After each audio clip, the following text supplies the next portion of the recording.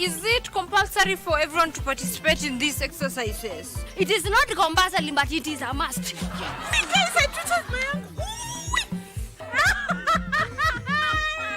I know I can beat you. Atito unajua wewe ni mtu umesoya gari. Na mimi on my side mtu wa so paru. But what are they waiting for? Si mlio wa bunduki. Twa. Alafu go. 50.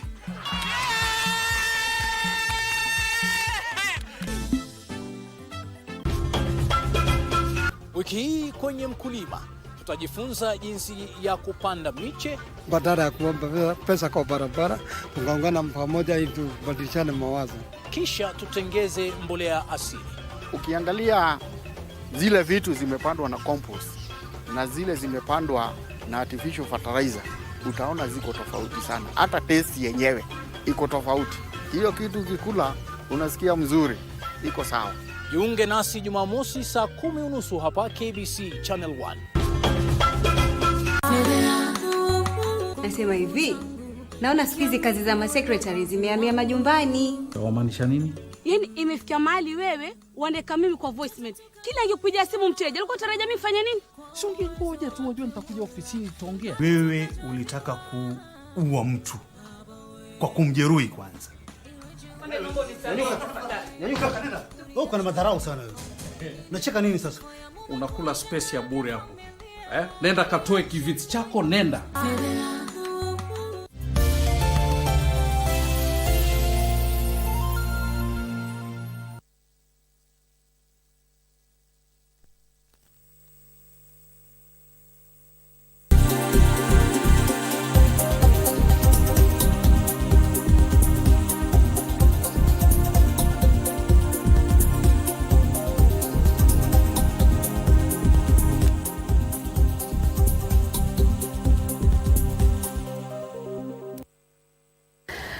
Mtazamaji, shukrani sana kwa kuzidi kutazama KBC Channel 1. Kama ndo mwanzo unajiunga nasi, tumeingia katika awamu ya tamrini. Tayari dakika 30 ya lisaa hili limekamilika, na kuanzia hivi sasa hadi hapo mwendo wa saa 7 kamili tutakuwa tunazungumza mambo ya chakula. Je, mtazamaji, umewahi kujiuliza chakula kinavyotoka shambani mpaka kafika pale sokoni, wewe ukienda ukakinunua na ukakinunua kikiwa bado kiko sawa kabisa, na zaidi ya yote kina virutubisha mambo wewe unavihitaji katika mwili wako ili kuwa na afya bora zaidi ama na pia kukua kama bado kwa wale watoto. Mtazamaji, ni mambo ambayo tutakuwa tunazungumza humu ndani kuanzia hivi sasa hadi hapo mwendo wa saa 7. Kumbuka wewe pia kama una maswali unaweza tutumia tu kwenye mikurasa yetu ya kijamii Facebook, Twitter na YouTube, ambapo pia matangazo haya yanakujia kwa njia ya moja kwa moja. Sasa mgeni wetu yuko studioni tayari kutusaidia tu kuelewa mawili matatu kuhusiana na mambo haya ya wakulima. Pia ni vipi wakulima humu nchini watapata soko haya, na ni vipi wataweza kuchukulia nafasi ama kutumia mvua ambazo zinatarajiwa kunyesha humu nchini, na pia ni vipi wataweza kujikinga kuhakikisha kwamba mazao yao hayatoharibika shambani iwapo mvua hizo zitakuwa zimezidi kiwango kinachohitajika. Kuanzia hivi sasa hadi hapo mwendo wa saa 7. Na moja kwa moja mtazamaji, kwa manufaa yako tu wewe, niruhusu nimpe fursa mgeni wangu humu ndani ajitambulishe kwako. Shukrani sana Bwana Joel, karibu. Asante. Kwa manufaa tu ya mtazamaji wetu Bwana Julius, pengine jitambulishe na utuambie tu unajishughulisha na kazi. Jina langu ni Julius Nyabicha. Mimi nafanya kazi na shirika la CGA Cereal Growers Association. Lakini pia mimi ni manager wa mradi wa Farm to Market Alliance, yani kuanzia shambani hadi sokoni. Na mradi wa Farm to Market Alliance ni mradi ambao unathaminiwa na shirika la chakula duniani, World Food Program. Sisi tunajihusisha sana na mambo ya chakula, vile mnavyofahamu kwamba shirika la chakula duniani ni mambo ya chakula. Na vile vile shirika la Cereal Growers Association, sisi tunawaleta pamoja wakulima wadogo, wakulima wakubwa, ili waweze kufanya shughuli zao za kilimo kwa tija. Naam. Sasa umezungumza kuhusiana na kuwasaidia hasa kutuzungumzia kama kwa mfano kutoka kusema farm to market. Ni mipango gani imewekwa kuhakikisha kwamba wakulima hawapati hasara hasa pale wanapozalisha mimea yao ninafika sokoni kwa wakati ufao? Wakenya tunafahamu kwamba kilimo chetu, haswa kilimo cha chakula, kinashughulikiwa sana na wakulima wadogo. Zaidi ya 80%, tuseme 85% ya chakula kinachozalishwa Kenya ni chakula ambacho kinazalishwa na wakulima wadogo. Na wakulima wadogo wana changamoto zao za kuzalisha, za kuhifadhi na pia za kutafuta masoko. Na ndio sababu tunaposema kuanzia shambani hadi sokoni, from farm to market, tunataka tuwashughulikie wakulima katika mnyororo mzima. Yule mkulima mdogo anapoanza kufanya kilimo chake anahitaji nini? Kwa mfano, mkulima mdogo anajihitaji kwanza yeye mwenyewe kwamba awe ni mkulima ambaye ana hiari ya kufanya kilimo. Kwa hivyo kwa Kizungu tunasema, Kiingereza tunasema the first input is the farmer himself. Mkulima mwenyewe ndio malighafi ya kwanza, ndio pembejeo ya kwanza anapoanza kilimo chake. Na sasa hivi tunawashauri wakulima wasifanye kilimo tu kwa mazoea, lakini wafanye kilimo kama biashara. Ndio sababu tunasema kilimo biashara. Kwa hivyo mkulima mwenyewe ni muhimu sana. Pili, mkulima anahitaji shamba. Shamba ni muhimu na tunajua kwamba lile shamba, ule udongo unahitaji virutubisho. Kwa hivyo ni lazima mkulima awe ni mkulima anayeelewa ni mbolea gani atatumia, wakati gani na kwa kiwango gani. Jambo lingine ni kwamba yule mkulima atahitaji mbegu. Mbegu muhimu, mvua muhimu, maji, atahitaji viuatilifu, yaani chemicals, yale madawa yanayotumika shambani. Na vile vile huyu mkulima atahitaji yeye mwenyewe awe na taaluma, awe na amepata mafunzo ya kutosha na ile ambayo tunaita huduma za ugani, extension services. Hiyo sasa ni wakati wa kuzalisha, lakini muhimu sana ni kwamba yule mkulima asije akaanza kuzalisha bila kujua ikiwa yeye ni mkulima wa kuzalisha jinsi ya kwa ajili ya kuuza. Lazima atafute soko kwanza, ahakikishe anaelewa soko linatafuta lini ili aje kuzalisha. Baada ya hapo sasa mkulima atazalisha, na baada ya kuzalisha mkulima ataanza kuyatafuta masoko. Pia tunamuunganisha na masoko, na vile tunavyofahamu ni kwamba sasa hivi wakulima wengi na taaluma tunatumia njia za kidijitali. Dijitali ni kumaanisha kwamba yule mkulima kama ni simu yake ya rununu ataanza kuitumia, lakini aitumie vizuri, hakikisha kwamba anafahamu soko linapatikana wapi, pembejeo zinapatikana wapi, na hatimaye yule mkulima atakuwa na hela mfukoni. Kwa hivyo mkulima anapotembea mnyororo mzima wa kuanza kuzalisha, kutafuta masoko na hatimaye hela mfukoni, kama ni kulisha familia yake, amelisha familia yake chakula ambacho kina virutubisho vya kutosha, hiyo sasa ndio tunasema yule mkulima amefanya kilimo chake kwa tija. Kwa hivyo ni mnyororo mzima, sio tu tuseme huyu ni mkulima, hapana, lakini ni mkulima ambaye ni mjasiriamali, ni mkulima ambaye anafanya biashara, ambaye anaelewa kwamba leo hii napanda. Nisipopanda kwa mfano zao la mahindi, nitapanda zao gani? Na kati haya mazao mawili ni zao gani ambalo lina faida zaidi? Kwa hivyo ni muhimu sana yule mkulima awe na mawazo, aanze kufikiria kibiashara, sio tu kufanya kilimo chake. Lakini tunajua kwamba wale wakulima wadogo wana changamoto zao ambazo zinawakumba, na ndio sababu sisi kama Farm to Market Alliance tunazifahamu changamoto zao, tunawapa fursa ya kutupatia changamoto zao na kutoa sauti zao.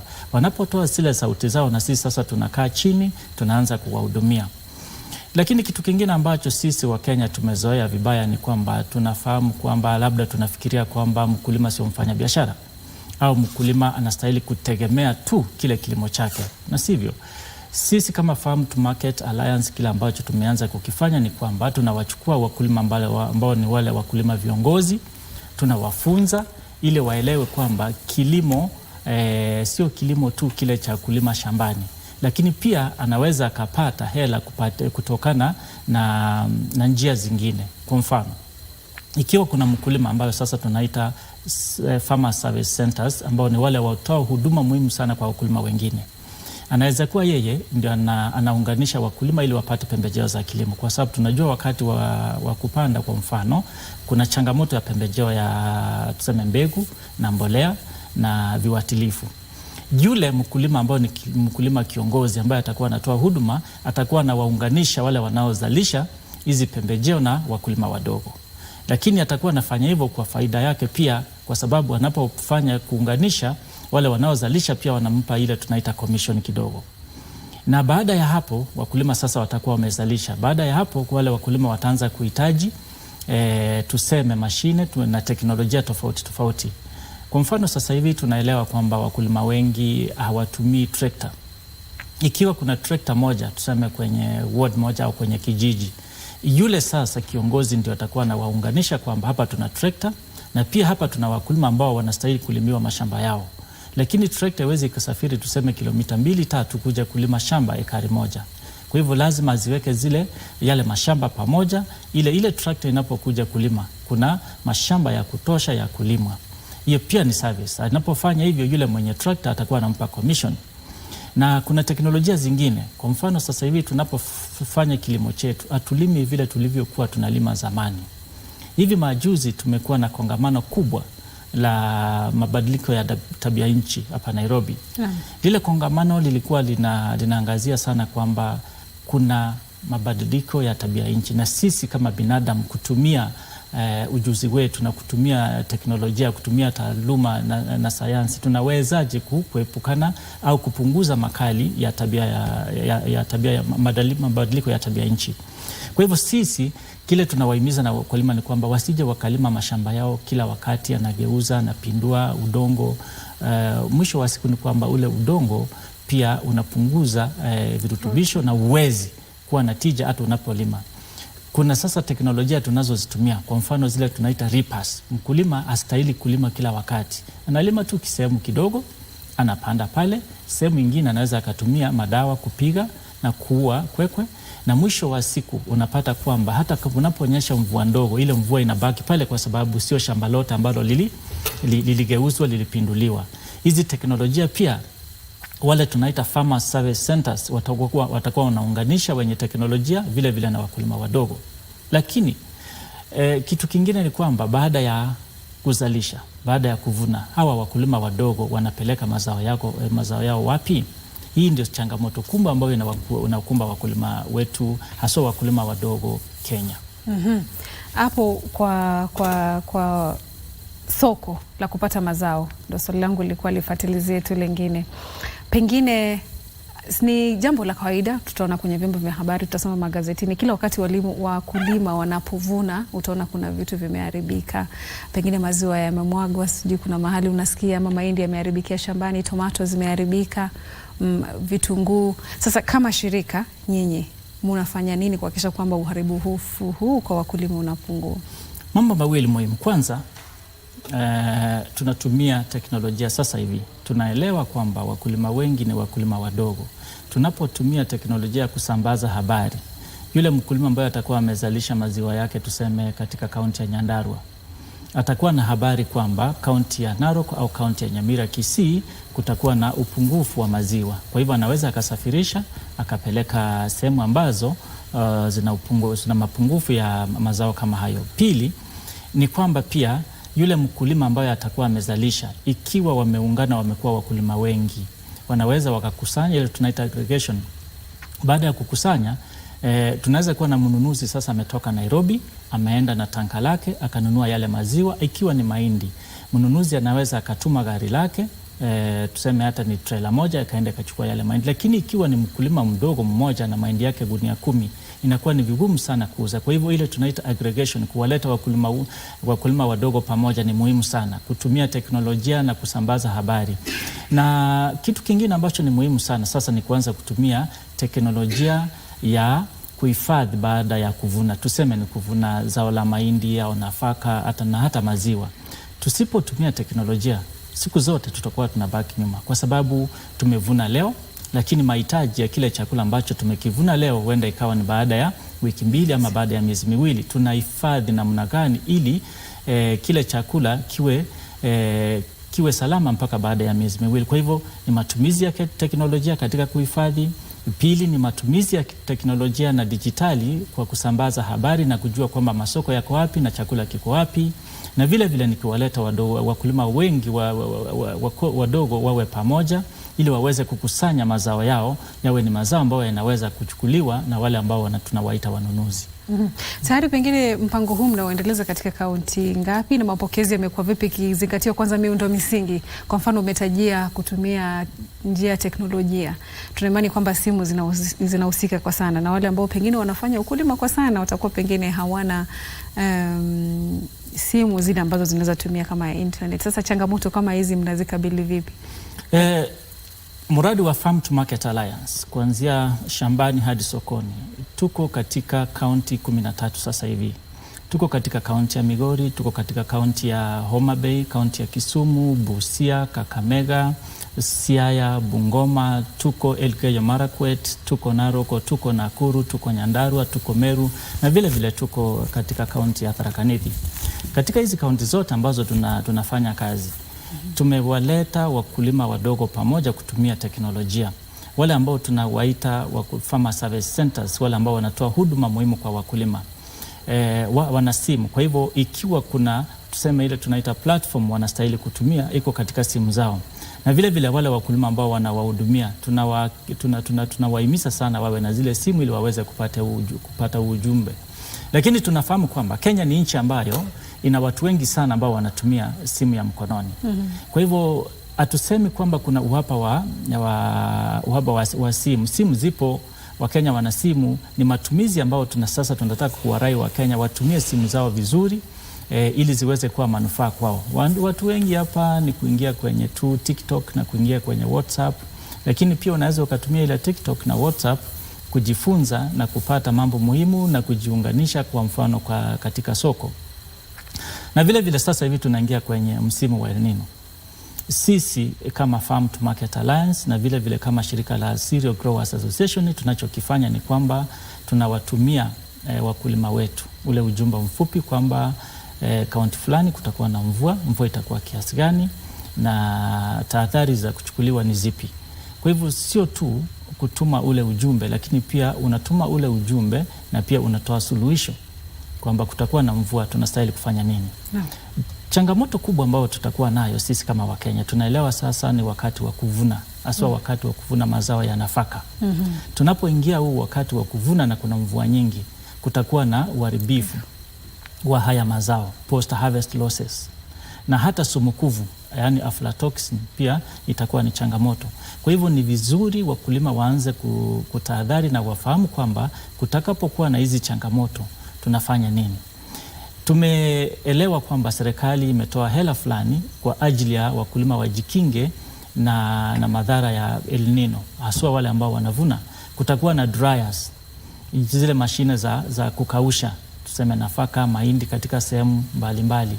Kwa hivyo tunawahimiza serikali pia iweze kutoa hizi habari, wakulima wengine ambao wale wanavuna waweze kuelewa kwamba kwa mfano kutakuwa na dryer, mashine ya kukausha sehemu fulani ili waweze kuzitumia. Kwa hivyo habari ni muhimu kuhakikisha kwamba ikiwa tuna hizi huduma zinawafikia wakulima. Kwa mfano sasa hivi tunafahamu kwamba serikali mwaka huu ilitoa ruzuku kwa ajili ya mbolea. Ile mbolea imesababisha kwamba tumekuwa na mazao mazuri. Tunatarajia kuwa na magunia milioni 44 ya mahindi. Lakini kuhifadhi, tutapata wapi njia za kuhifadhi? Tunaweza tukavuna vizuri ndio, lakini ikiwa kuhifadhi ni changamoto, mwisho wa siku pia tutakuwa na ukosefu wa chakula kwa sababu tulivuna vizuri lakini hatukuhifadhi vizuri. Hizi ndizo changamoto. Kwa hivyo kilimo sio tu kuzalisha. Kilimo ndio ni kuzalisha, lakini ni kuhakikisha kwamba umehifadhi vizuri, ni kuhakikisha kwamba soko limetafutwa vizuri, ni kuhakikisha kwamba wale wakulima wote wadogo wamepata bei nzuri. Mwisho wa siku unapokuwa na hela mfukoni wewe kama mkulima mdogo, ndio tunasema sasa kilimo cha tija kimefanywa.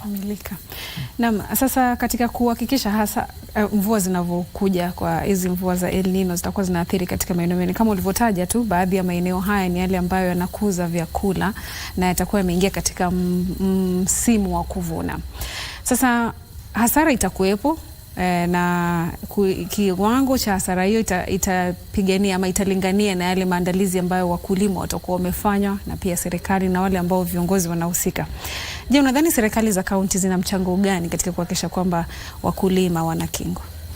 Tunaelewa kwamba kilimo ama sekta nzima ya kilimo ni sekta ambayo imekatuliwa, iko katika serikali za kaunti, na sisi kaunti zote tunazofanya kazi kama Farm to Market Alliance tunashirikiana sana na serikali za kaunti, ile idara ya kilimo, ufugaji na pia samaki. Naam. Lakini tugundue kwamba ama tuelewe kwamba shughuli nzima ya kilimo huwezi kuiachia serikali. Ni lazima sekta zote tuungane ili tuweze kumhudumia mkulima mdogo, kwa sababu tumeelewa kwamba wakulima wetu wengi Kenya ni wakulima wadogo. Zaidi ya 85. Kwa hivyo yule mkulima mdogo anahitaji ushirikiano wa sekta binafsi, anahitaji ushirikiano toka serikalini, kutoka kwa mashirika yasiyo ya serikali, ili aweze kupata zile huduma ambazo tunazitafuta. Kwa mfano, serikali wanaweza wakasema wanatoa pesa kwa ajili ya kununua vile vifaa vya kuhifadhi, lakini nani anavitengeneza? Vinazalishwa na nani? Vinazalishwa na sekta binafsi. Kwa hivyo ule ushirikiano ni muhimu. Hata tunapotoa habari, ni lazima iwe ni habari ambayo imetolewa kwa mfano na serikali, lakini pia sekta binafsi imekumbatia. Inaweza kuwa ni teknolojia ambayo inazalishwa na sekta binafsi, lakini serikali pia ihusishwe, tuhakikishe kwamba ikiwa ni teknolojia ambayo itamfaidi mkulima mdogo, iwe ni teknolojia ambayo imekumbatiwa na wote kutoka sekta ya umma na vile vile sekta binafsi. Kitu kingine ambacho tunakiangazia sana sasa hivi ni ushirikiano, na serikali inafanya kazi gani? Serikali kazi yake tunafahamu ni kwamba lazima isimamie hata zile tunaita vision, master plan ambazo sisi tunatekeleza kama sekta binafsi ni za serikali, master plan za serikali. Sisi tunawasaidia tu serikali ili kutekeleza yale mambo yao makubwa ambayo wamedhaminia kufanya. Kwa hivyo ni lazima tufanye kazi tukiwa na serikali, tufanye kazi tukiwa pamoja ili kuwasaidia wakulima wadogo kuweza kuwafikia malengo yao katika kilimo biashara. Na sio tu kilimo. Nataka nirudie, na sio tu kilimo, ni kilimo biashara. Yeyote ako shambani afanye kilimo chake, ajue kwamba anastahili kufanya kilimo chake ili kupata faida kutoka shambani. Kama yeyote yule ako ofisini, kama yeyote yule amefungua duka lake la kibiashara, mkulima pia kazi yake anayofanya ndiyo. Na ikifanya hivyo ni lazima tumeunganisha ule mnyororo mzima kuanzia mwanzo shambani hadi sokoni hadi hela mfukoni. Shukrani sana Bwana Julius Nyabicha.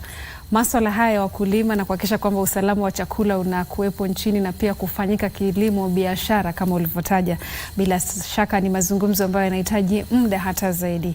Lakini sasa kwa sababu ya muda naambiwa kwamba tuondoke, pengine nikupe tu sekunde chache tu za kukamilisha, pengine kwa wakulima wote tu nchini, pengine ambao wako chini ya mnatembea nao katika safari ya ukulima, na pale wengine ambao bado hawajajiunga nanyi, mnaombea nini tu hasa taifa linapoingia katika msimu huu wa kuvuna na pia tunatarajia mvua?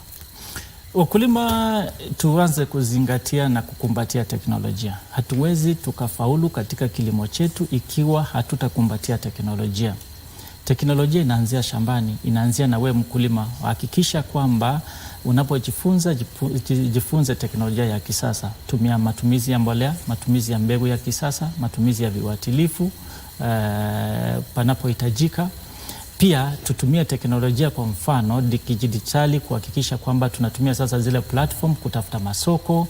Tuhakikishe kwamba ikiwa viwango vyetu na ubora wa mazao yetu ni mazuri, tuhakikishe kwamba tunajiunga sisi wakulima wajiunge katika vikundi ili waweze kuzalisha na kuwa na zile volumes, vile viwango ambavyo vinahitajika kwa wanunuzi kuja kuchukua.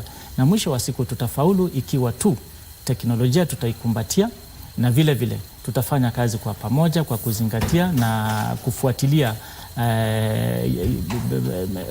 zile extension services ambazo tunaletewa na wataalam. Naam. Shukrani sana kwa nukta hiyo mtazamaji, sina la ziada. Mwelekezi wangu ananiambia tuondoke, lakini sisi tukiondoka wewe utasalia na Abdulaziz Hashim ambaye tayari yuko studioni kukupasha tu taarifa zilizogonga vichwa vya habari kufikia hivi sasa kwa lugha ya Kimombo. Mimi naitwa Zainab Said. Kwa niaba ya mgeni wangu, mimi pamoja na mwenzangu katika lugha ya ishara Byron Abuli, tunasema shukrani sana kwa muda wako. Mola akiridhia tunafanya hivi tena wakati mwingine. Hadi wakati huo, masalamu.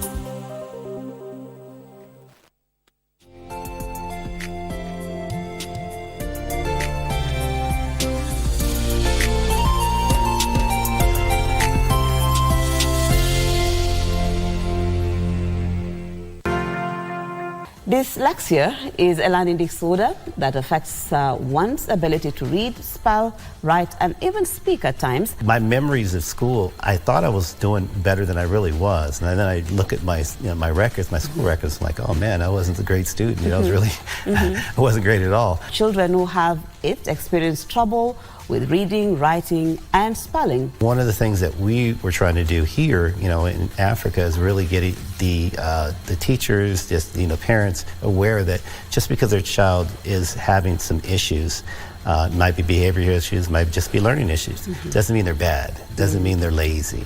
There might be more than that. This week on Thursday at 2 p.m.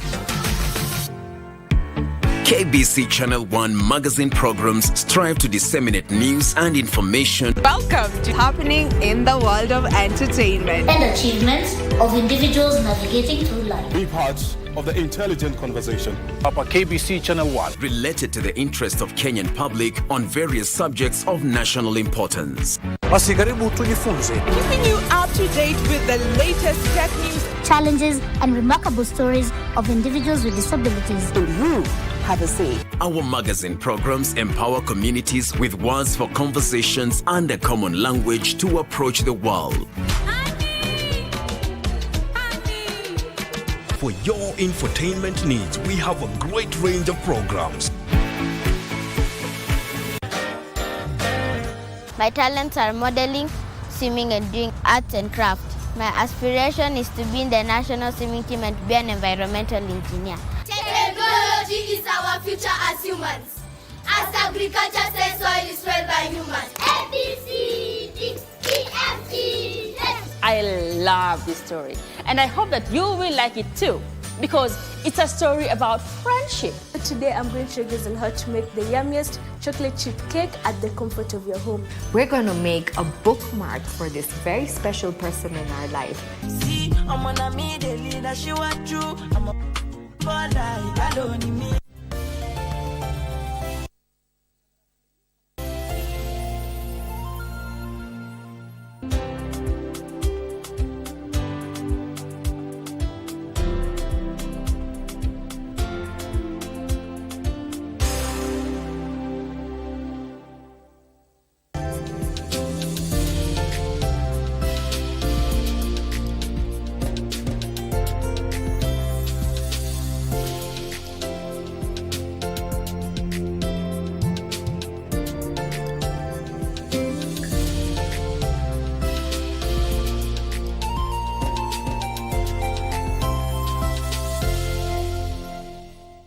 It's a cocktail of emotions, the puns that cracks up the family,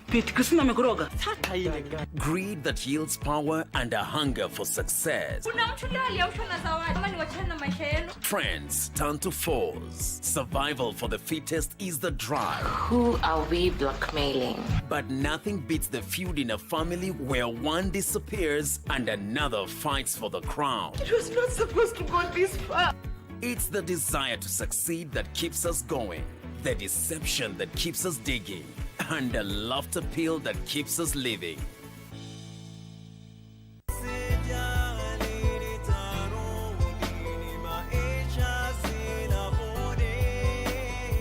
Tunazungumzia maadili ama uadilifu miongoni mwa vijana. Allah amekuamuru wafanyie wazazi wako wema. Mzazi hahitaji kitu kwako. Anachohitaji ni ihtiram.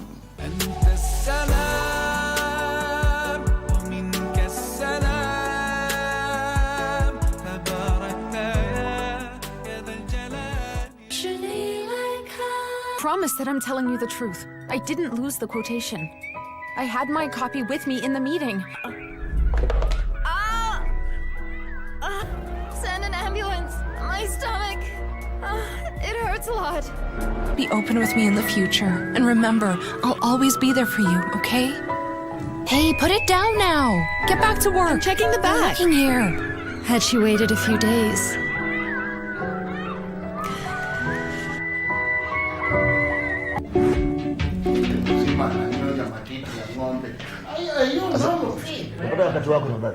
Nini mnaenda kukamua ng'ombe za shule? Mnanyonya matiti ya ng'ombe. Nani anafanyanga hivi? Nilipwa na mtoto kidogo, wewe ujifanye baba yake. Ukanipatia pesa mimi. Mimi si mwalimu. Basi hapa ya ng'ombe ya ndama ndio hiyo sasa. This when did you teach your baby to come to kunyonya matiti ya ng'ombe? When? Okay, let me tell you. I'm a baby face, my friend. mwingine anafanana na hiyo sura. Sura yako siwezi sahau.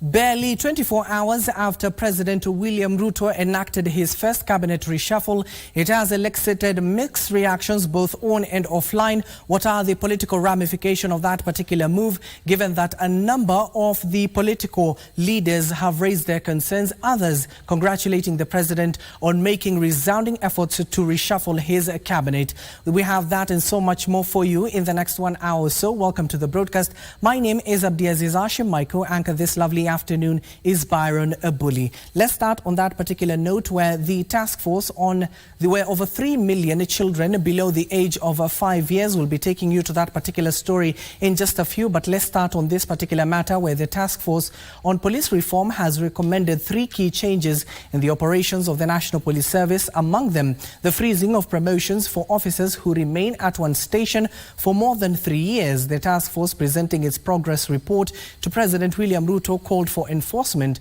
of the National Police Service transfer policy. Now, additionally, the task force is recommending the National Police Service, the Prison Service and the National Youth Service be moved to the security sector to enjoy similar remunerations and terms of services. They are also proposing 2 entry points into the National Police Service at constable and cadet levels, whose requirements will be determined by the National Police Service Commission. Now, the task force, headed by the former Chief Justice David Maraga, is expected to present its final report in a month's time. Introduce Dr. William Ruto, the president. It may take a bit of time is the printing. Just want to give you our commitment that we committed to our security sector, that we are going to work with them because of the responsibilities, heavy responsibilities that they have in securing the country, that the country must equally recognize the sacrifices and the heavy responsibilities that they carry out on all our behalf.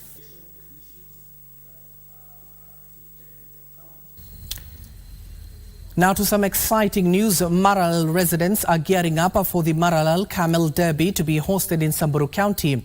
The residents are preparing to maximize on the business opportunities during the derby as local and international visitors continue to flock to the county.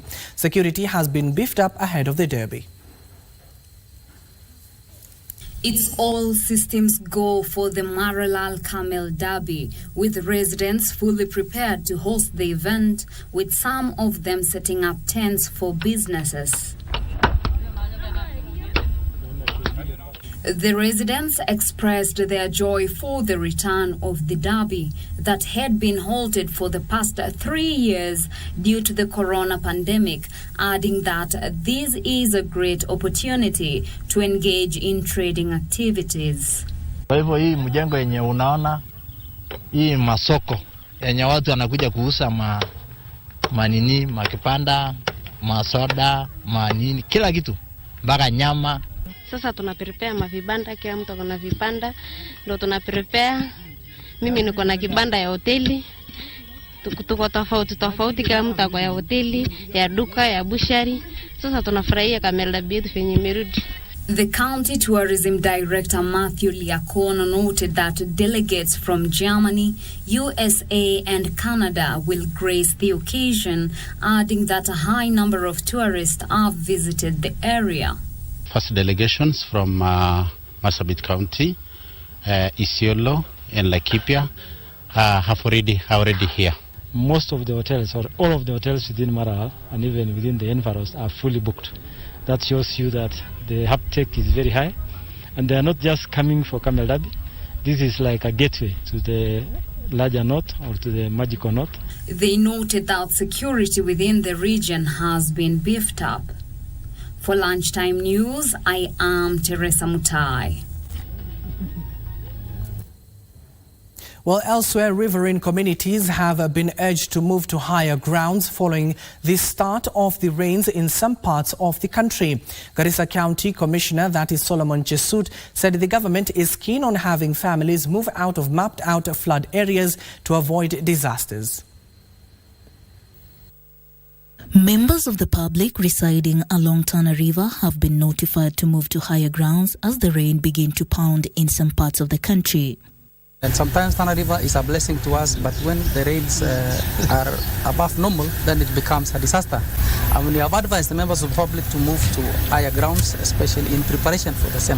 Garissa County Commissioner Solomon Chesut says the government has mobilized resources required to respond to any emergency. We have mobilized all our stakeholders and donors, over 50 of them. We have sat here today to discuss on the way forward, on being prepared. In terms of logistics, we are certain level, around 60%, I can say. In terms of human resources, we have mobilized all our departments, especially Department of Water, Agriculture, Livestock, and the Special Program and Donor. Those are the departments we're expecting, at least the most affected departments.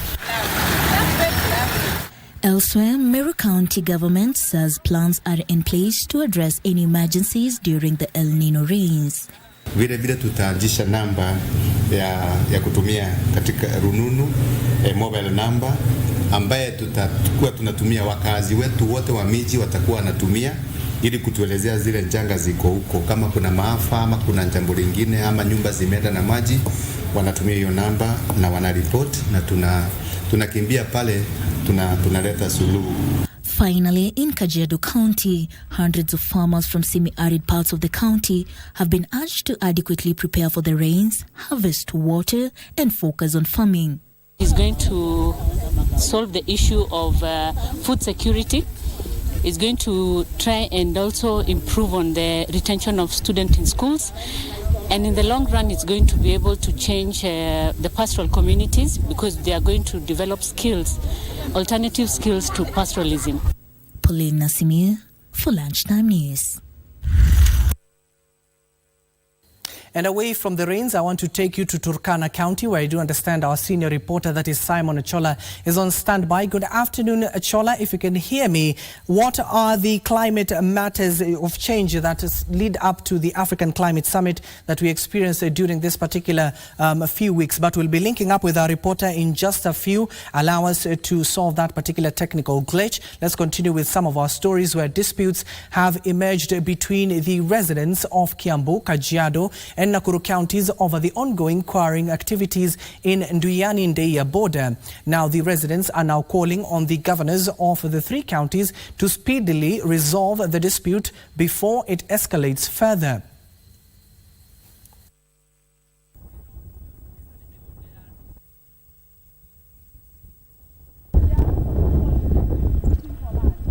Hiyo mradi ako naye ni iko kwao, lakini hii iko kwetu, asiingilie hata kidogo, kwa vile hata sisi pia tuna mahitaji yetu.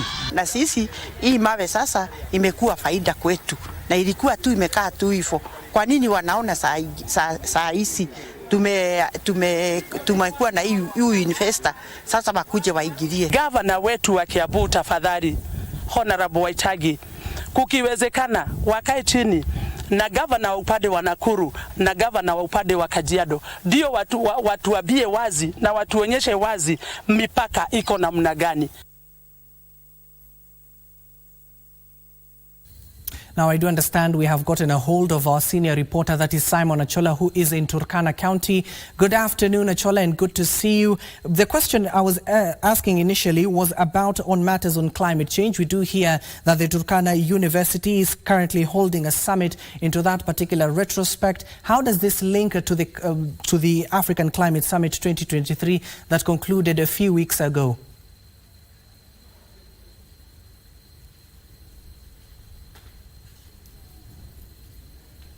Well, thank you.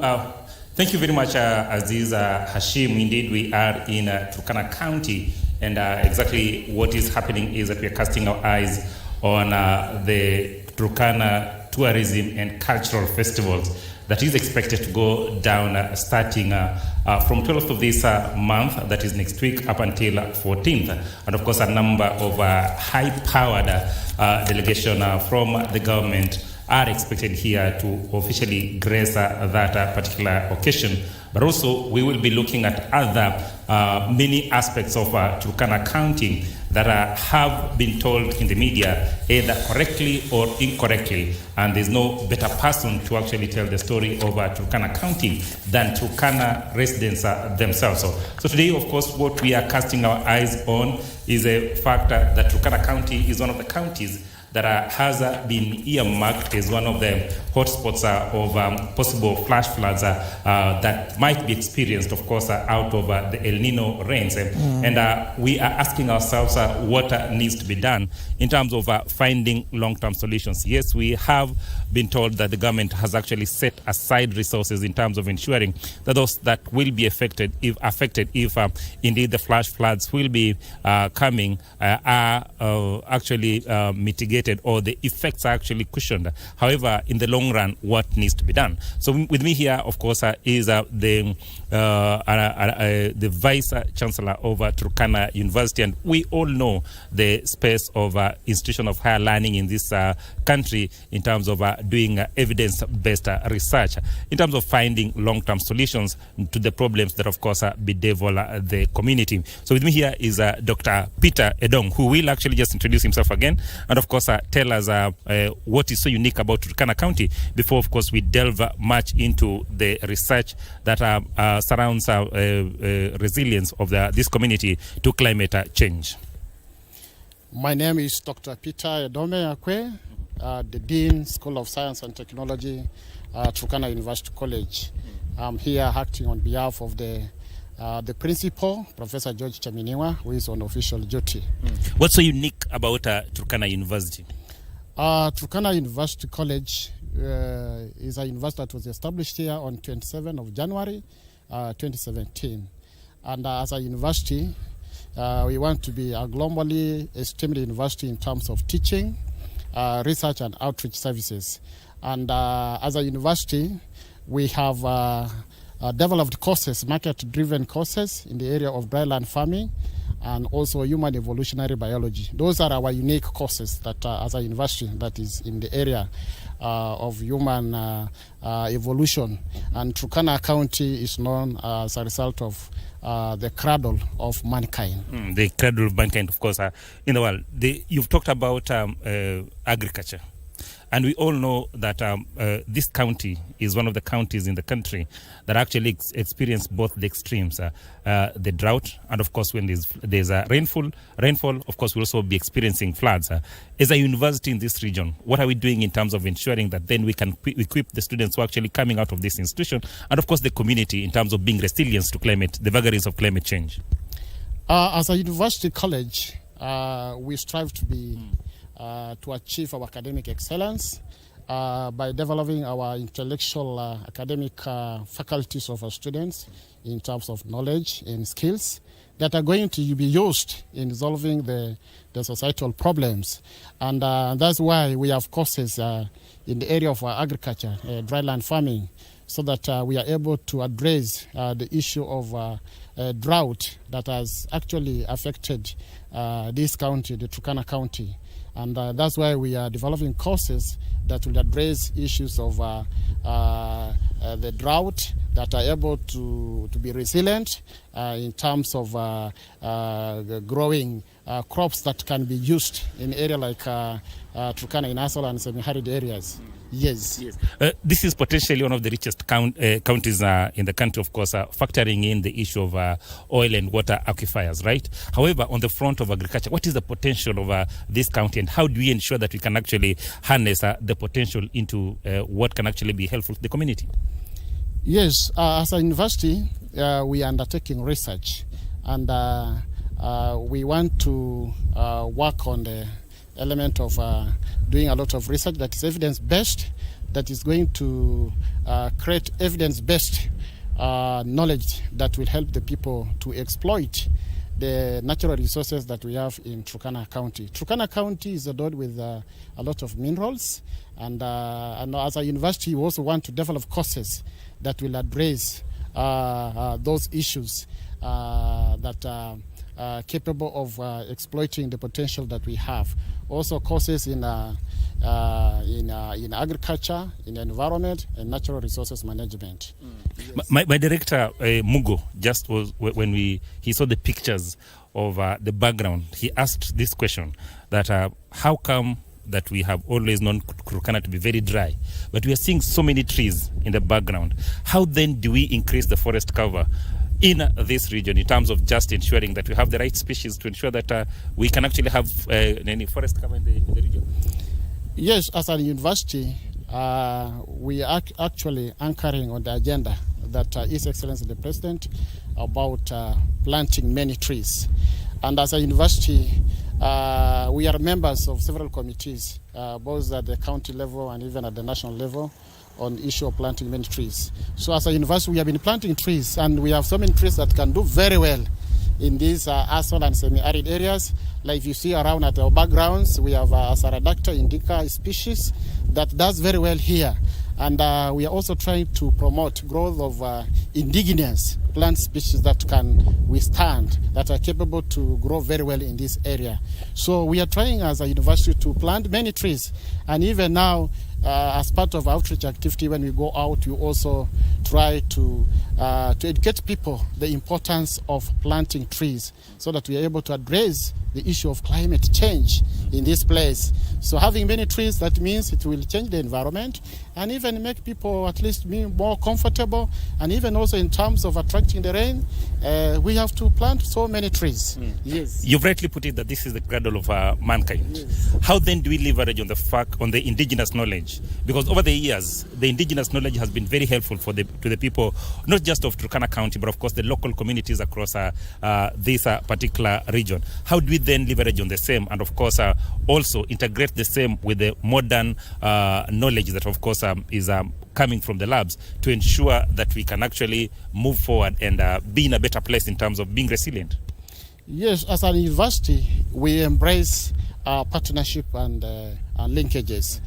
And we have partners with the Turkana Basin Institute, and we have developed market-driven courses that is addressing the potential that we have, especially Turkana being regarded as the cradle of mankind. We have developed courses in human evolutionary biology, especially at postgraduate level.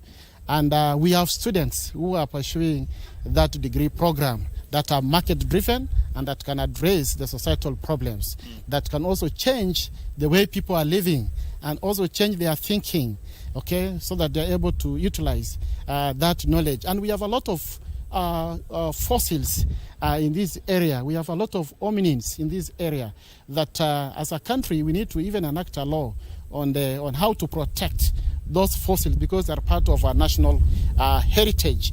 So, and we have so many archaeological sites in Turkana, and that's why we have developed courses in that particular field of human evolutionary biology. And already we have the academic program. Well, that is our reporter Simon Achola conversing with the Vice Chancellor of Turkana University on the climate agenda issue in that particular devolved unit. Remember that Turkana County will be playing host to the Turkana Cultural Tourism event this coming 12th to the 14th of October 2023, and yours truly, KBC, will have a wall-to-wall coverage of those festivities. Now to the health sector, where over 3 million children below the age of 5 years across 10 counties are set to benefit from the second phase of polio vaccination drive set to kick off from the 7th to the 11th of October 2023. Reports from the Ministry of Health show that there are currently 8 cases of polio virus detected in Garissa County. Speaking during the launch of the second phase of the campaign, Principal Secretary for Public Health Mary Muthoni called on parents from the 10 targeted counties to avail their children for vaccination.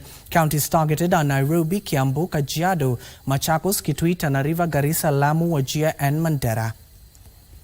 Mothers will target injected as toxoid vaccines. Polio largely affects children under 5 years of age, But the confirmation of the virus in a 7-year-old child reaffirms that polio is a threat to all persons irrespective of age in areas where population immunity is compromised. Mambo ni matatu: prevent, promote, and protect. To advise the ministry and advise everybody else that is interested in this work, including the association to which I belong, on the value and how to do the things that need to be done to kick out polio.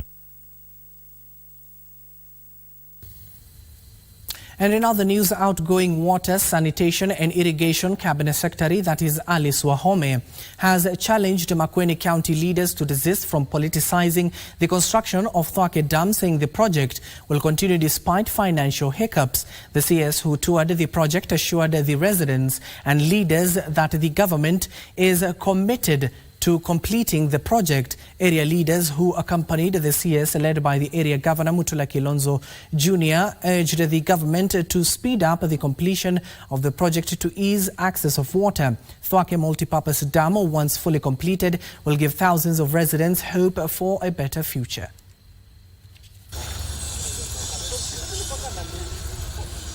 The government is part of this, and the government is the employer. Therefore, it must take full charge, eventually, of any expenses. Tukue tunaambiwa ndio vitu ambavyo tumekuwa tukivisikia katika mitandao ya kijamii na usiwache kusema, kwa sababu vitu vingi ambavyo vilisemwa kwa sababu watu wengi hawakuwa na information ya mambo ambayo yanaendelea hapa. Work without politicizing the project. It's a good project with the domestic water component, irrigation component, and the power component. Also, the push by members of the county assemblies for a better pay could soon materialize after a section of senators pledged to throw their weight behind the move. Migori Senator Eddie Okech and his Homa Bay counterpart Moses Kajwang are the latest senators to weigh in on the matter, arguing MCAs should be paid properly and remunerated so as not to be compromised in the oversight role. According to the lawmakers, the underpayment of ward representatives is undermining their oversight role. We are compromising the commission by exposing MCAs to be at the mercies of those who earn better than them. Why this idea of ward fund is extremely critical to the members of this House. There is growing demand for quality service delivery in the county government by the public, management and accountability system, and therefore it is critical that international function must be funded, financed, and facilitated.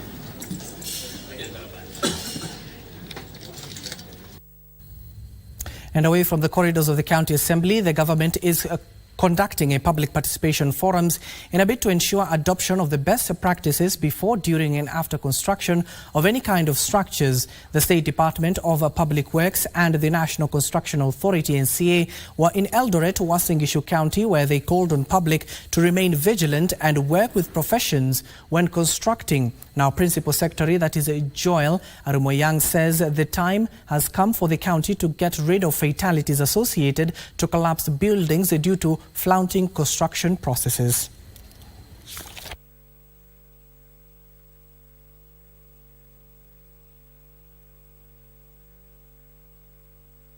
We are here to engage with the contractors, to engage with the leadership and the members of the public, including the media here, so that we can be able to see this tool and get comments to have a better tool to evaluate contractors so that they can be able to deliver quality projects, enhance safety and value for money for Kenyans. One of the areas which we've seen also is a cause of collapse of buildings is poor workmanship, what we have realized. And there is deliberate effort by National Construction Authority, the State Department of Public Works, to ensure that standards are maintained. We have a deliberate effort to go to constituencies, engage and construction workers, because we have a role to accredit construction workers. We are looking at all that so that we address the issue of quality, adequate capacity in terms of workmanship, the labor aspect. On the political front, a section of Jubilee leaders under the banner Kiambu Caucus Forum formed by former elected leaders want Kiambu County to be split into 3 counties due to its high population. The caucus, led by former Kiambu Governor James Nyoro and our Deputy Joyce Ngugi, advocated for the creation of 7 more constituencies for proper disbursement of adequate resources. This as the number of memorandums received by the bipartisan team increased to 256, and they are expected to sift through them in the coming days. In his submissions to the National Dialogue Committee, the former Kiambu Governor James Nyoro said the population in Kiambu County has increased from 2.3 to 2.7 million people, and therefore there is need for delimitation of boundaries to be relooked at. We're non-partisan on politics. When time comes, you know. When time comes, we will come and tell you about the political issues. But today, it is so important that this caucus discusses about development of Kiambu, because that has taken a back step for a long time. By the way, those are statistics of 2019. Right now, we are talking about over 30% growth. And it is shooting higher and higher. People are growing, people are coming to Kiambu, and when they come and live in Kiambu, even those in Nairobi. He at the same time said Kiambu is the 2nd most popular county in the country and the 5th largest contributor to the country's GDP. Kiambu former MP Jude Jomo advocated for 7 extra formation of constituency, saying some like Ruiru, Kikuyu and Kiambaa need to be divided as per the population formula, where voters are more than 100,000 represented. For a division of county into 3 segments, we're asking for additional constituencies so that we can get more allocation. Kindly go through this document. Go through it and don't criticize it in regard to party affiliations. Ile formula ambayo inatumiwa kugawa mali na kugawa pesa za nchi iweze kuangaliwa na irekebishwe, kwa sababu wanazingatia sana ukubwa wa shamba kuliko idadi ya wananchi, na tungetaka kila mtu agawiwe pesa, 1 man, 1 shilling. Jubilee County Chairman Senator Jonathan Mara urged for the equalization funds to be calibrated so that other areas are not left behind. Nyoro, however, said that the caucus only focused on the issues that the elected leaders had not forwarded to the 10-member team. This comes as the number of memorandums received by the bipartisan team increased to 256.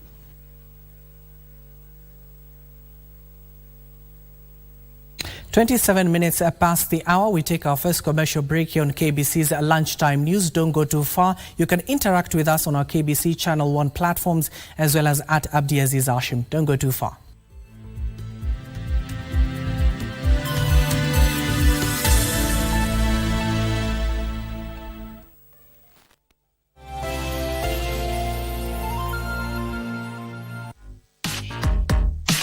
The Kenya Forest Service invites all parents and guardians to the passing out parade for the Forest Rangers recruits on 11th of October 2023 at the National Youth Service Gilgil from 7 a.m.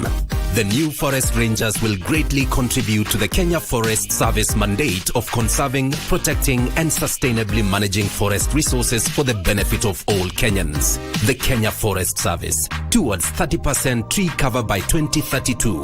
Wajibu wa kila Mkenya.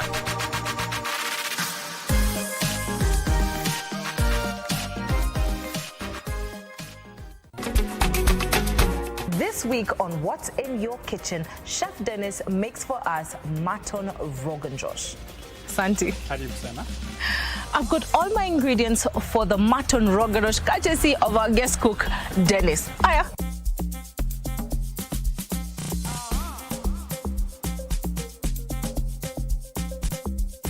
Crushed methi seeds. Kila siku soma kitu mpya. Mchele wetu iko sawa. Hii iko sawa. Tumalize sasa, ni kwenda tukule.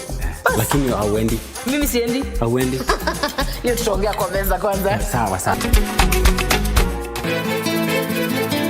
Kila kitu kiko sawa. I should be asking you that. Unajua hajafika nyumbani bado. What? Mpaka sasa na venye alitoka kazini mapema. Unachezea mimi dingo eh? Alikupa hii akili ni nani? Be careful with Casey. Wacha kumsikiza. Yule hana jema na sisi kabisa. Kwani ni lipi ile uko nalo ambalo hutaki watu wasikie? Niamsha. Hata mimi nimepitiliwa na usingizi. Tafanyaje?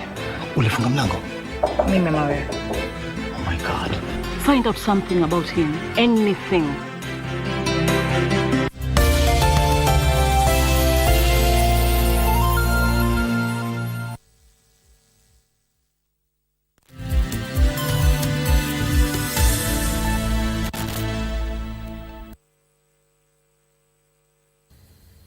Welcome back and thank you for staying with us. To more news now, where failure of parents to take responsibility for children's nutrition has significantly affected the health and growth of children in Busia County, with stakeholders urging parents to address the problem of malnutrition. Nutrition coordinator in Busia County, Vincent Kwena, says a large percentage of the children lack proper nutrition, which has adversely affected their growth. Kwena urged media practitioners to take on the responsibility of educating the public about the benefits of proper nutrition for children.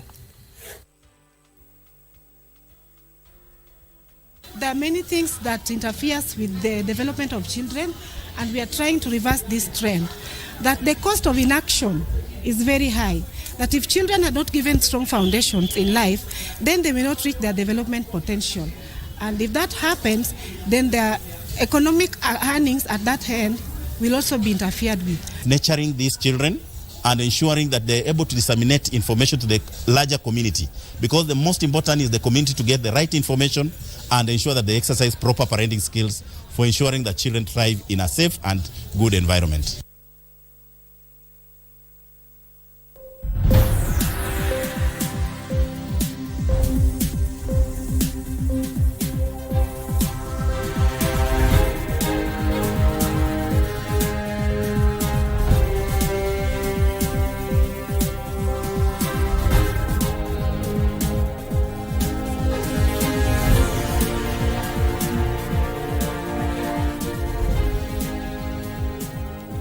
And now let's get down to business and of course good tidings for farmers, where over 1,000 maize farmers in Embu County will access a digital credit for farm inputs and insurance to boost agricultural production through a financing agreement between Family Bank and Digi Farm. Farmers based in Bere North and South sub-counties will access the money digitally through the Agritech platform.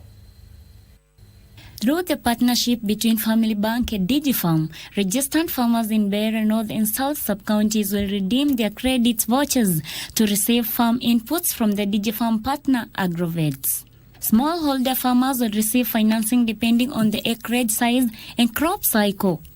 Depending on the size of the land and the crop cycle, to purchase agriculture inputs and acquire labor and machinery to improve yield production. We'll also offer security from risks due to natural calamities such as drought, which may affect crop yield through innovation. In addition to financing, the farmers will receive innovative insurance, training on sustainable agricultural practices, market linkage, and financial literacy. Our purpose is to leverage technology, data, and partnerships to resolve key challenges in agriculture and make smallholder farmers wealthier in a commercially sustainable way.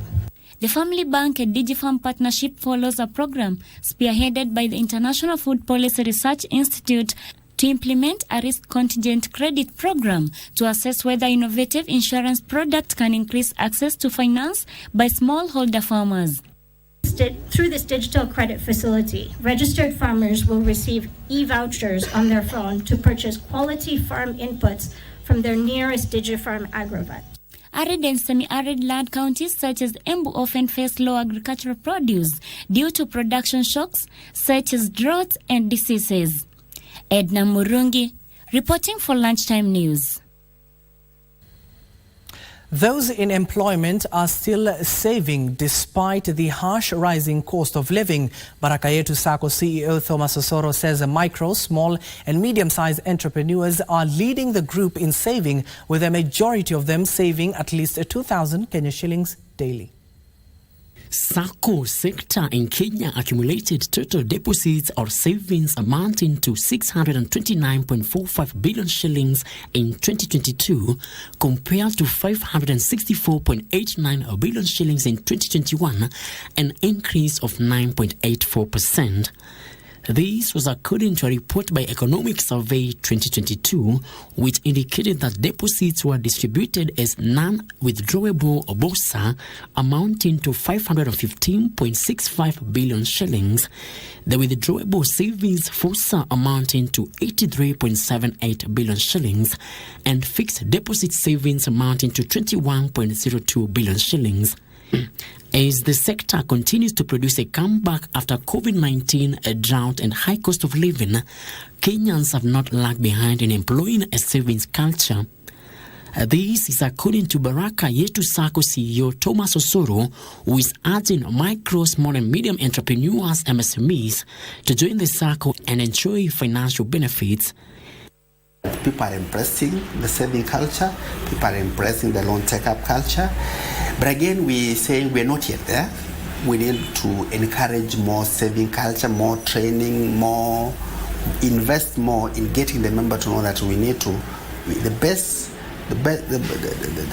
I can say the financial freedom comes from what you save today. MSMEs have at the same time been called upon to stop shying away from accessing credit to finance their businesses. Performance of economy has really affected our members to a point whereby they are struggling even servicing their loans. However, as a society, we have devised ways to come in and assist our society, the members, to continue paying and also have hope in the future that things are going to change, because we have started even doing the structuring of loans. Frederick Moki for Lunchtime News. Also, smartphone users can now reclaim control of their handsets and protect their digital world in an event they lose their phones following the rollout of a mobile security app boasting a range of innovative features. Secure CEO Charles Maxwell Opondo says the app detects attempts to swap the phone's SIM card and sends an immediate notification to the user's registered email address, allowing swift action to protect personal information.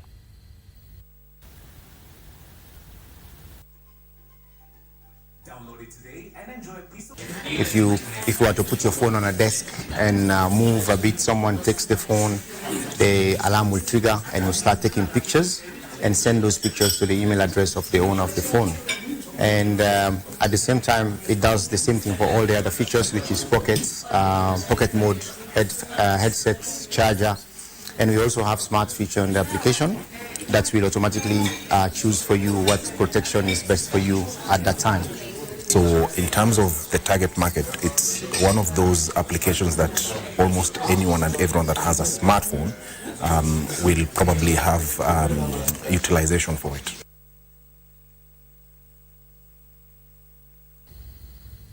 Now, Kenyan businesses have been urged to unite in terms of ensuring that the trade within the country in order for techno-company policy reforms and advance the principles of fairness and sustainability. Eric Ruto, president of the Kenya National Chamber of Commerce and Industry, says Kenya grapples with a trade deficit of 1.4 trillion shillings, a challenge that can be effectively tackled if trading partners join hands to explore the new markets. The African continent faces numerous challenges, including inequality and climate change, which are disenfranchising the African people. Speakers at the ongoing Fair Trade Business Summit say these challenges are opportunities to be addressed through responsible and sustainable business practices, which include designing products for longevity, to reduce waste, recycling materials to minimize environmental impact, and supporting local communities through collective efforts. Responsible supply chain practices begin with responsible sourcing and seeing suppliers not only as such, but as a partner with whom they want to work and drive quality goods forward. It's important that we look at producers as partners who are looking to produce sustainably for markets and who are also looking to gain multiplier effects for farmers and workers. And not only getting market intelligence, but making sure that we get fair prices. They are calling for ethical and equitable business practices, which they argue will promote transparency and enable businesses to deliver quality products to consumers. Producers who come on board have to be certified. And what it means is that they have to meet certain minimum requirements so that when they produce, they produce responsibly, sustainably within the fair trade requirements. KNCCI says public-private partnerships are instrumental in promoting economic growth while minimizing negative environmental and social impacts through the application of energy-efficient technologies. They've been able to have a yearly turnover of 65 million euros. So that plays a very important role to our members who we have a database of approximately 600 exporters from Kenya. Trevor Ngendo for Lunchtime News. Financial services firm Mogo has called on lenders to structure responsible, transparent and customer-centric products. The firm says transparency ensures customers are protected from over-indebtedness and empowers them to make informed financial decisions. The explosion of fintech in East Africa has led to debt slavery for millions of Kenyans. Some 14 million loan accounts held by 3 million individuals in Kenya have been blacklisted by the credit reference bureaus, signifying the debt trap. Many have been forced to liquidate property to clear their debts. Mogo Kenya, a financial services firm, says most customers enter into agreements they do not understand due to the complicated language used and some information being omitted. Before customers enter into any agreement, we furnish them with all the information of the loan that they are about to sign. We give them preliminary offers that shows them the terms even before finishing the contract or the process. This ensures that customers understand from the initial step the kind of installments they will be paying, the kind of fees that will be involved in the process, and ensures that in future the customers are able to own their assets. The interest charges for most digital loans are even higher among hundreds of other unregulated digital lenders that disbursed billions to households with exaggerated loan costs of up to 520%, leading to mounting defaults. Chris Murimi, Mogo's head of underwriting, emphasized the company's dedication to responsible lending, saying thorough credit scoring is important before the customer can access the credit facility. We've come up with several measures that ensures that we evaluate the customer's ability to pay through the use of our credit analyst. We ask customers to give us their income statement for the last 6 months. We use technology to ensure that the customer's ability to pay is well evaluated before entering into any agreements. The company is also adopting artificial intelligence to increase accuracy on credit worthiness. Through this tool, customers are able to evaluate their income levels, their current expenditures. By entering the loan obligations that they want to borrow from any institution, the tool enables them to project whether they will be faced with hardships in future or they will be able to service their obligations in a correct manner. Betty Kiptum, Lunchtime News. And now across our borders, I want to take you live to Botswana, where I do understand my colleague Irene Chuma is on a standby. Irene, good afternoon. If you can hear me this lovely afternoon on the other side of the capital, how is the weather goes there in Botswana? And also tell us about the Africa Tourism Leadership Summit that you're currently attending.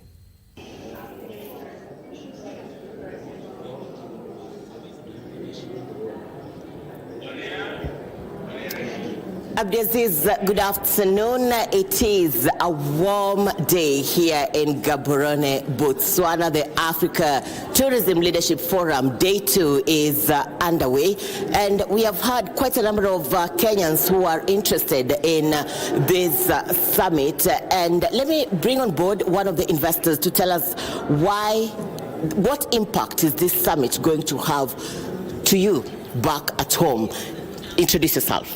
Hi, good day. My name is Barry Clemens. For those who don't know me, I've been in hospitality for 30 years, and we are consultancy and advisory to local companies as well as international companies wanting to do business in East Africa. So we work with companies like Time Hotels who want to come to our country and our beautiful country. And the reality is events like this are necessary to see what the landscape is doing on the continent, not just in Kenya itself. What are the movements, what are the new policies, new trends, etc. So it's very important to be here to know what's going on, what's playing, so we can look after our country, make sure we bring the right investment to the right policies, etc., as well as making sure that we can be represented and ensure that Kenya is known to the continent and further on. I do understand your interest is largely at the coast region back at home. But then what are these opportunities that we have in Kenya at large? So Kenya has got everything, right? We've got culture, we've got wildlife, we've got nature, we've got beaches. There's so much.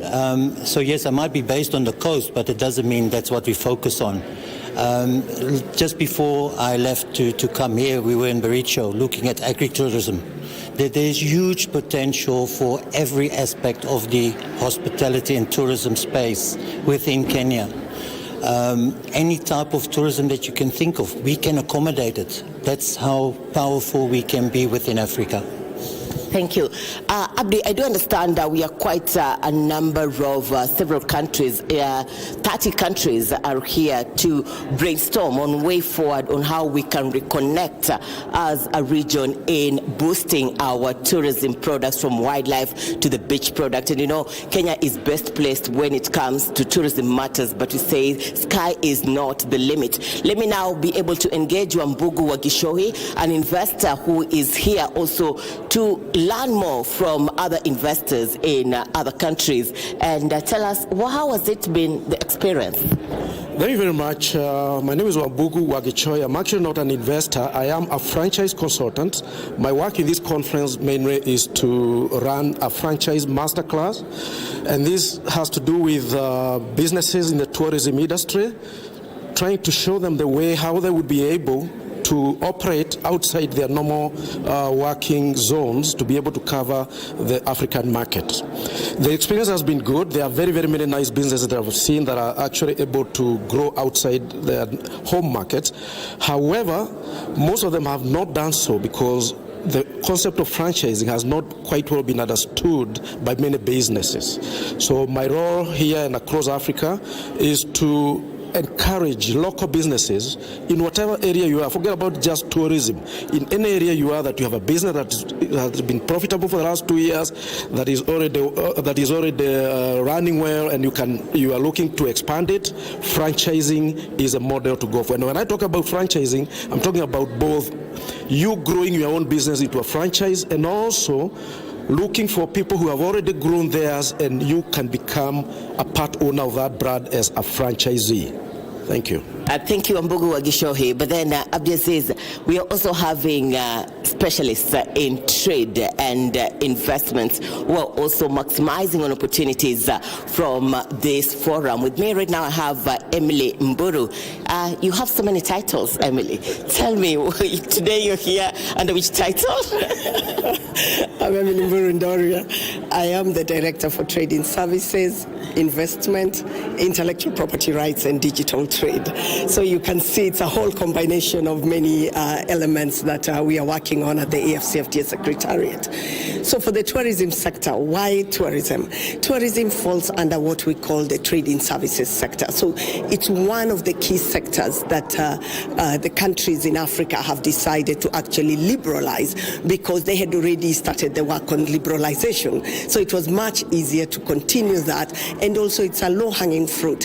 When you liberalize your tourism sector, when you develop your tourism sector, then you're able to develop the other parts of the economy. Because as I gave an example during the sessions, when you have the tourism sector, you have tourists coming into the country. So you have to also develop your transport sector. When those tourists come to Kenya, they will have to eat. So you will also develop your agricultural sector. When those tourists come, they will go to Masai Mara. You have to also get your logistics part also developed. So it's a whole ecosystem, and it actually supports the development of other parts of the economy. Thank you, Emily Mburu. Emily Mburu giving us an insight about trade and investment. Abdiaziz, I do understand time is not on our side, and this is a 3-day forum, one that will be able to explore on opportunities, tell the story that has not been told about Botswana, about Kenya, opportunities that we are yet to tap. And also we do understand that the delegation that is led by the Kenya Kenya Tourism Federation is also geared towards taking an award back home. One of the finalists here is Inoa AI, a digital space company based in Kenya. So we are looking forward to more, and we'll be getting to you when need arises. Back to you, Abdi. Thank you so much, Irene Mchima. Good to see you. And of course, don't forget to have fun. It is a 3-day summit there in Gaborone, Botswana. A quick recap of what Irene has just informed us about that particular note is that it is day 2 of that particular summit, where it has bring the whole continent together, specifically 30 countries here in the African continent, where stakeholders and industry players in the hospitality industry have converged in Botswana. Of course, she'll duly inform us in our subsequent bulletins. Now, elsewhere, British media regulator Ofcom says it is worried about the practices of Amazon Web Services and Microsoft because of their market positions. Ofcom is asking the UK's antitrust authority to investigate US tech giants Amazon and Microsoft's dominance of the UK cloud market. Here are the details of this and other stories making headlines across the globe. UK businesses told Ofcom they were concerned about it being too difficult to switch or mix and match cloud providers. The CMA welcomed the move, saying many businesses now completely relied on cloud services, making effective competition in the £7.5 billion market essential. Ofcom said that the Amazon Web Services and Microsoft had a 70 to 80% combined market share of the UK public cloud infrastructure services market in 2022. Elsewhere, electric vehicle maker Rivian Automotive plans to sell convertible green bonds worth $1.5 billion and forecast quarterly revenue to rise in line with estimates. The Irvine, California-based company shares fell nearly 8% in after-hours trading. The Rivian's bond is set to mature in October 2030, and investors will have the option to convert the bonds into cash or shares in the company. Initial investors will get an option to buy an additional $225 million of the bonds for settlement 13 days after the bonds are issued. The company expects revenue for the 3 months ended September 2023 to be between $1.29 billion and $1.33 billion, compared with nearly $540 million a year earlier. Finally, the rate of inflation in Philippines accelerated to the fastest pace in 4 months in September as rice prices surged, boosting the case for the central bank to resume monetary policy tightening as soon as next month. Consumer prices rose 6.1% from a year ago, quicker than the 5.3% in August. Rice inflation soared to 17.9% year-on-year, the fastest pace since March 2009, and more than double the 8.7% in August. 9-month headline inflation averaged at 6.6%, way above the central bank's 2 to 4% target, even as the core gauge cooled for a 6th straight month.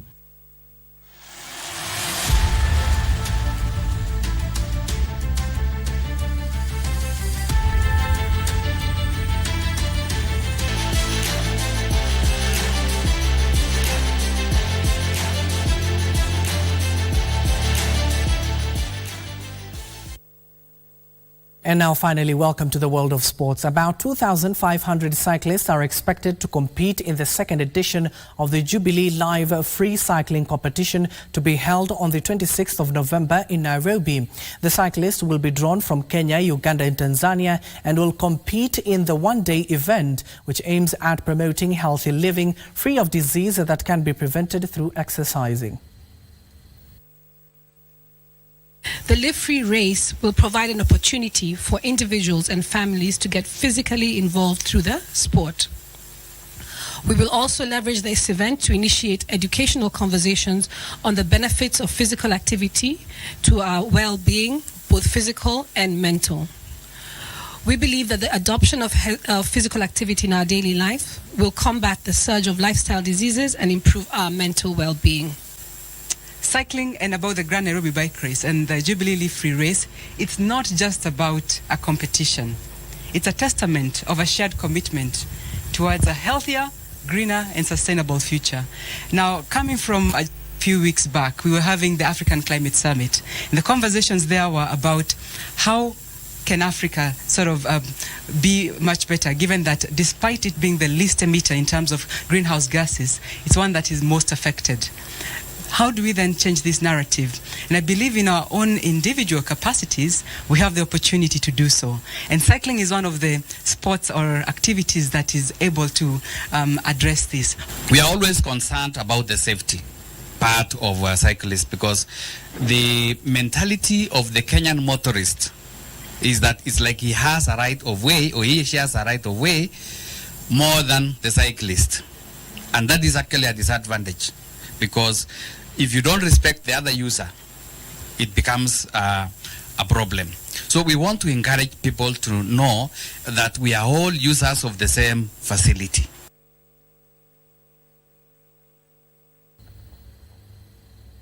And now to Europe, where English side Newcastle United thrashed Paris Saint-Germain PSG 4-1 in their first home game of the UEFA Champions League campaign. At the same time, Manchester City recovered from a back-to-back defeat to beat Leipzig 3-1. Spanish side Barcelona secured a 1-0 win at Porto, while Atletico Madrid won 3-2 against Feyenoord. Lead, and Dan Barnes' towering header doubled it 6 minutes before halftime. 5 minutes after the break, Sean Longstaff extended the lead before Lucas Hernandez pulled. Meanwhile, defending champions Manchester